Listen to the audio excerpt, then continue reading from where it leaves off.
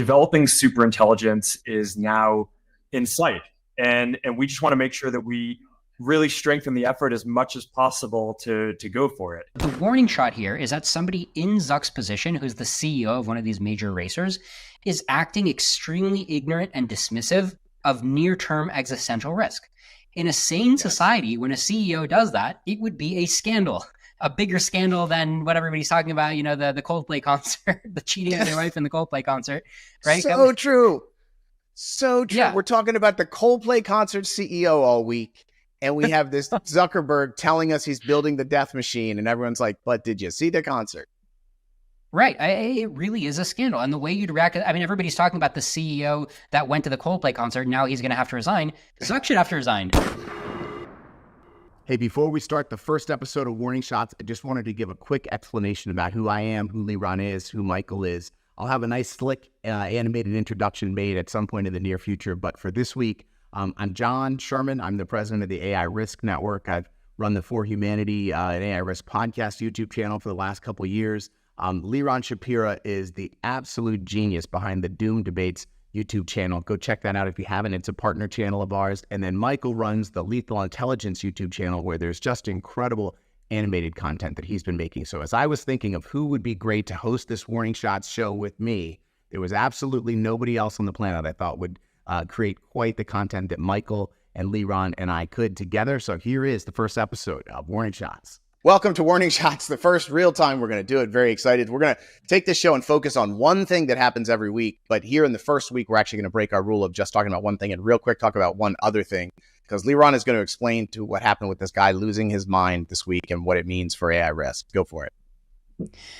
So there's this prominent venture capitalist. His name's Geoff Lewis. He runs Bedrock VC. He's invested in OpenAI and I think Rippling, these very high profile multi-billion-dollar companies. And like I said, he manages $2 billion. So I'm scrolling Twitter a couple days ago, and I see this video that he posted of just himself talking into the camera. And he's talking about like all these weird things. He's saying like, I'm recursive, like the system can't stop me. I'm not going to reveal who it is, but people are targeting me and 12 people have died. And I'm like, uh-oh, I have people in my life that have, schizoaffective disorders. And I'm like, okay, this looks like psychosis. Yeah. This doesn't look good. And so I dig deeper, and he's got like a little history of tweets going where he's like clearly been under this condition for a little while. And it seems to be somehow influenced by him talking to ChatGPT. So that's what everybody's saying. They're like, uh-oh, what's going on here? Like, are you on drugs? Or like the stuff you're saying, it sounds a lot like a ChatGPT script. And it sounds like what people talk about when they get into these loops. Like people go down the rabbit hole, like they have a crazy idea. And then ChatGPT is like, yeah, you're right. That makes a lot of sense. And did you think about this? So it looks like he's been, captured by that kind of loop. Now, I'm sure it's not like a sane person suddenly goes insane because of ChatGPT. Like I'm sure he had, a susceptibility to it. And some people are saying, oh, maybe he did ayahuasca. So I'm not saying it's like he went from 0 to 60 because of ChatGPT. But if you look at the 800 million people who are using these kinds of products, or, billions, and you say, okay, some of them are susceptible to psychosis, then yeah, it's no question like 1 out of every 1,000 are kind of being pushed over the edge. Wow. All right. And so in a Warning Shot context, the essential story here is a sane guy, has a lot of money, runs a lot of money, is interacting with GPT somehow, loses his mind, and it sure appears like there's some ingredients in the GPT in the mind losing. Exactly, because the content that he's saying is basically like lore that you can get from ChatGPT. And a lot of people are pointing out that there's like this website of like a science fiction story that it seems like a lot of his content is getting pulled from and he doesn't even realize it. Yeah. All right. Michael, do you have any thoughts about this insanity? Guy loses his mind from a couple sessions with GPT? Yeah, I think in this case, he was already in a vulnerable state of mind, or maybe a bit mental. But in this case, if you have an issue, the voices will start talking back and responding to you and just filling the gaps of your psychosis and, going into sycophantic mode, agreeing with everything you're saying. So, they're after me, they're trying to kill me. So yeah, the ChatGPT will start agreeing and explaining exactly how they're after you. So yeah, obviously that's a risk. That's not my biggest risk, that's not my top priority, but obviously a big problem. Yeah. And John, it's probably worth cutting to his video of him like talking to the camera, because he definitely looks, very serious. Okay, we'll show a little bit of that. This isn't a redemption arc. It's a transmission for the record. Over the past 8 years, I've walked through something I didn't create, but became the primary target of. A non-governmental system. All right, now let's bring it back to the warning shot. We're gonna try to focus on one warning shot every week. This week we're gonna focus on this video that Mark Zuckerberg put out. I guess it's a podcast he was on, and in it he is talking about recursive self-improvement, and it's terrifying, I think. So let's just listen to a little bit of Mr. Zuckerberg. You guys seeing him there? Yeah. The most exciting thing this year is that we're starting to see early glimpses of self-improvement with the models, which means that... So let's just stop right there for a second. So for the general public out there, for the regular people who are not steeped in AI risk, this self-improvement line is a big deal. And it's really one of the brightest red lines there are out there. And here we have the CEO of one of the most powerful AI companies in the world literally saying, I am seeking this red line that everyone has highlighted. Michael, thoughts around Mark Zuckerberg saying, I'm running straight at superintelligence and recursive self-improvement? Yeah, I mean, first thought is just looking at this screenshot, this video, I think he should do more close-up videos like this. I think it will help our cause. It's really yes, I agree. He looks like a maniac. Yeah.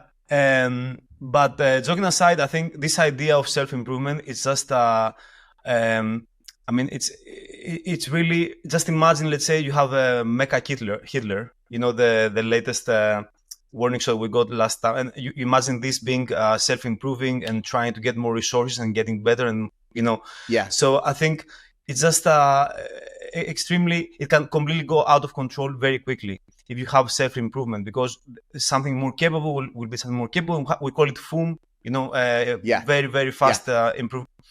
So I think it's just one of the biggest risks, actually. And that's a great point. Of like, you know, we saw last week that Grok 4 thought it was Mecha Hitler, and like, what if Mecha Hitler started making 1,200,000 million versions of itself, getting more and more better at being Mecha Hitler? All right, Liran? Yeah, so glimpses of self-improvement. I mean, what does that really mean? Probably Meta is not ahead of the other AI companies, so it probably means the same thing that we're seeing from the other AI companies, which is like, okay, well, it's helping you code. It's checking in some features of the code, so it's helping you improve the code that way. It's probably still below this critical threshold. But again, it's like, I specifically want to know, what does he think is going to happen when it's recursively self-improving at a superhuman level? What does he think is the end game here? That's what everybody is just kind of thinking wishfully about. I think that when it recursively self-improves, then it's game over. We've lost all power as the human species. But it's so fun before we get to that point. So everybody's just focusing on before that point.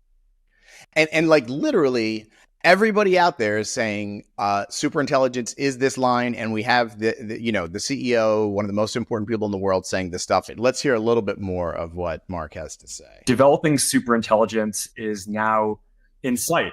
And we just want to make sure that we really strengthen the effort as much as possible to go for it. Our mission with the lab is to deliver personal superintelligence to everyone in the world. So that way, we can put that power in every individual's hand. So, all right, I'm just going to, this guy is saying the thing that everyone is saying is going to kill our kids. He's going to race for it and just go for it. I'm just going to go for it. Yeah. It's pretty bad. I mean, the social vibes of saying something like that is like the default way that it comes off is like, yeah, that's cool. A tech CEO is being ambitious, it just pattern matches. It's as if he's saying like, yeah, we're going to go for building faster cars. It's like, yeah, cool, man. Good job. But I mean, you nailed it. It's that association between superintelligence and everybody dies that needs to be in the discourse. And luckily there are movements, even in Congress, there is a congressman now that is really finally on the same page. He's been reading out different studies, different alignment research centers. He's been telling Congress, hey guys, let me warn you about this. So I think finally there's glimpses of people making the association, but it's insane to me that Mark Zuckerberg, it's his job to know better, and he's not doing his job. He's a menace. Absolutely. Like, how is this possible? And think about the disconnect in like the public discourse, right? Like, he's just saying it. We have all the leading experts saying this thing will kill us if we do it. and he's saying, I'm just going to go for it. Michael, it makes me crazy. Yeah, I think a key point is that he's framing it as if, he will put one device on everyone's hand and everyone will have super intelligence in their pocket. But again, if you come back to this mecha Hitler, someone might have a mecha, Mother Teresa, someone might have mecha Stalin. It's completely random. Capabilities wise, it will be super intelligent, but you don't know the flavor or whatever, like the motivation shape. Yeah. And just imagine, like, if we don't have the alignment problem solved, just imagine thousands of agents, competing with each other. I don't think it will be good for the humans, because it will be just super intelligent agents, doing things we don't understand, motivations we don't understand. And I mean, the fact that there will be so many, it will be, everyone will have their own. That's not something that I see as a good thing in this context. I mean, unless we have alignment solved. And even that, just one more point, even if we had alignment solved, which I don't think it's not in the foreseeable future. Yeah. It's not like it's gonna be like a human society where every human, interacts with each other. You might have a super intelligence fuming, going from IQ 1,000 to IQ 1 million, and another intelligence, not being able to catch up. So it's not like with humans where genetics dictate them. We're not all humans are in the same league, but the AIs might be completely different, going into different tangents, exploding in different ways, super intelligence explosion. I don't know if I make any sense now. No, totally. And like, super intelligence in your pocket, Liran. This is insane. This is like, you can put a 15,000 foot tall pit bull in your pocket. Like, what is he talking about? Right. I mean, it's just that threshold of, handing over the power, right? So and nobody actually knows how far we can push this. I mean, so far, I would argue that it's net positive so far. I'm personally happy with the state-of-the-art AI. If you said I had to give it up and go to last year's AI, I'd be like, well, that sucks, because I like the chatting that I'm doing. I like getting medical advice, even though, I'll double check it with a doctor, but I like it. So in Mark Zuckerberg, he's extrapolating, right? He's saying, well, imagine the next version, it'll be even better. What people aren't seeing is like, look, there is a threshold. There's a threshold. These AIs still can't do a certain ability that lets them just be overall more powerful than humanity. So we're in the sweet spot where they're just helping us out. They haven't kind of started to act on their own. But I think, we've discussed this before, this idea of what can the AI do and then what will it do? And we're at the point where it still can't do the truly dangerous stuff. It still can't kill us all if it wanted to. It's still highly limited. It's conveniently limited because we're below this capabilities threshold. And if we can just stay below the threshold where they can't kill us even if they want to, that's amazing. But the moment that they can kill us, they don't seem to have a lot of reservations about doing so. Do you think, Michael, that he is in his heart of hearts 100%? He's a very smart guy who understands technology. He's 100%, I want to go for it. Let's just go for it. Or is there any part in Zuck's head that is like, ooh, I'm kind of full of shit. I probably shouldn't be doing this. What am I doing? Anything? Yeah, I have no idea. I mean, how really, I think he has like a bunker and stuff. I mean, he literally is, I don't know, but by the way, it's obviously he has shareholders. He has to present in a way that it's going to be only positive. So maybe he is worried. I don't know, but maybe he doesn't even understand the problem. I don't know at all. Yeah, I mean, this idea of some AIs might be good, some AIs might be really bad. I think the bad AIs will have a competitive advantage. So imagine everyone has their super intelligence, and let's assume just for fun that we have solved the issue magically, some magic way, and they're all aligned. Obviously, if there is one that's not aligned, it doesn't have any constraints, so it might just kill everyone or do stuff like the good AIs have to be very careful, preserve life, be super try to safeguard you. The mad AI might just it doesn't care, it might turn the oxygen into something else. I don't know, you see my point. It doesn't have the constraints, the human handicap, the need to protect humans. So it can go completely wild and just do like a super virus or anything. So it's not easy to defend against. So you have some that are wild, like completely unhinged, and you have some that are on our side.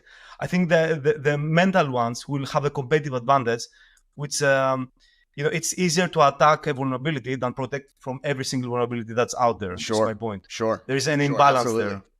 Yeah. Liron, what do you think? In his heart of hearts, is Zuck 100 points all in, or is he like, bunker? There's always the bunker. I think Mark does hear the murmurings, or, the half of the experts that are saying, stop. He hears it, but he thinks that he's got the steering wheel, and he thinks that if the chorus of warnings gets louder, then he'll steer away if needed. Otherwise, he'll go forward. I think a good analogy is nuclear development. Today, most of us are afraid of nukes because we know that we've dropped them on Japan. We know that hundreds of thousands of people have been killed by them. We know that there's been huge nuclear tests of even thermonuclear weapons, insanely big tests. But there was a time when we'd invented nuclear bombs, but we hadn't actually tested it yet and proven that it could explode like 15,000 tons of TNT yet or more. There were a lot of people who were just like, look, I don't think this is really going to happen. Like, yeah, in theory, you're saying there's going to be this huge explosion. Realistically, it'll just be like another firebombing. It'll just be like a little bigger. Whereas today we know, no. Nukes are an existential risk. You can wipe out the entire Earth if you just nuke a handful of cities and you trigger nuclear war. This isn't just another firebomb. And it's similar with AI, where Zuck is thinking like, yeah, there's all these... shit, sorry, my kids are really... You're fine. They're great. I like it. We've all got kids. Unless you really need to jump in here. I've sent mine to the grandmother, so that's why it's quiet. Otherwise, it's gonna be like a jumping on a jumping around. It's all right. We all have kids, Liron. That's why we're doing this. Why we are. If we didn't have kids, we wouldn't have to do this show. We could just go sit. Yeah, exactly. This show so it's a definitive thought, I guess. So there's a bunch of people who are like, look, this bomb isn't really going to explode. It's just on paper, but even the U.S. Nuclear Command, they had all these plans of like, so all these planes are going to fly. You're going to drop like 100 different nukes, and then we're going to set up defenses. It's like, no, guys, it's not going to be another war. Like, you realize the game is changing now with these nukes. It took like decades to restructure our nuclear strategy, and it's the same thing with AI. It's like, Zuck, it's not just going to be another meta feature. It's not just going to be another stock price increase. It's going to be a different reality with a different dominant species. Yeah. All right, so we're going to keep on our time and wrap up right here, but I want to wrap up every time with this. The idea of a warning shot is it's something that's really important that should have been heard by the world and taken into account. The world should proceed differently, right? And we're just having all these warning shots that are missed. So if the world had properly understood what Mark Zuckerberg said in that video, right, what would be the response? Like, what really do you think should happen? If we were living in the right timeline, in the right world, he drops that video, what happens?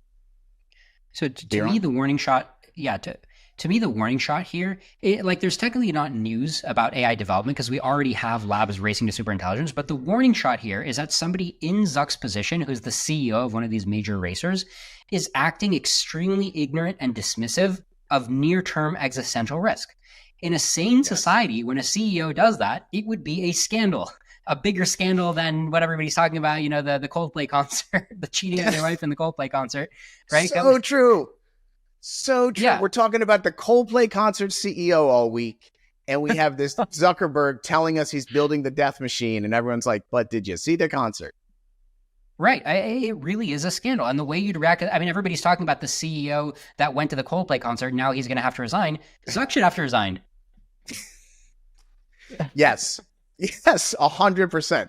What a world. Michael, what would happen in the right world where Zuckerberg comes out and says, I'm just going to go for it, the super death machine?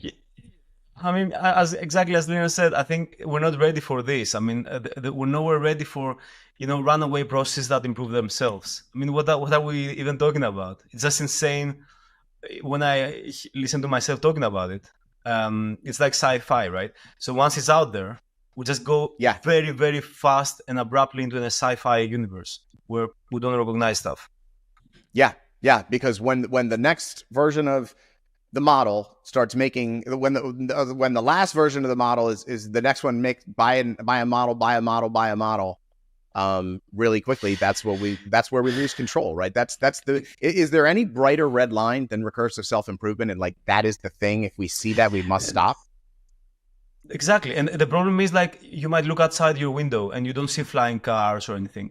You don't even see self-driving cars. Everything looks normal, but somewhere in a lab, there is a self-improving recursively superintelligence. And then, things go, completely wild very fast. So it's not like we're going to get a very easy, slow takeoff. I don't think, if that's the case, at least. Maybe it's hype, but I don't think. Yeah. All right, guys, we're going to wrap it because we're going to keep on our marks. Thank you so much. I will see you next week.